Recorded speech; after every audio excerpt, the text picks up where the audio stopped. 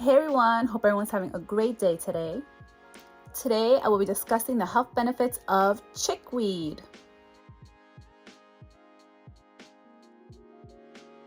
Don't forget to subscribe, like it, share it, comment, love it.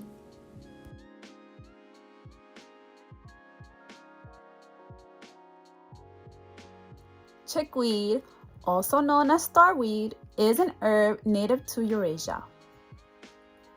Chickweed is used for culinary and medicinal purposes. Chickweed has been used for many centuries to treat digestive issues, eye infections, skin ailments such as eczema, wounds and burns, respiratory conditions including cold, cough, flu, asthma, and bronchitis. Chickweed has essential vitamins and minerals including magnesium, iron, calcium, zinc, vitamin C, vitamin A, and B vitamins. Chickweed has anti-inflammatory, antiviral, and antifungal properties. Chickweed is rich in antioxidants.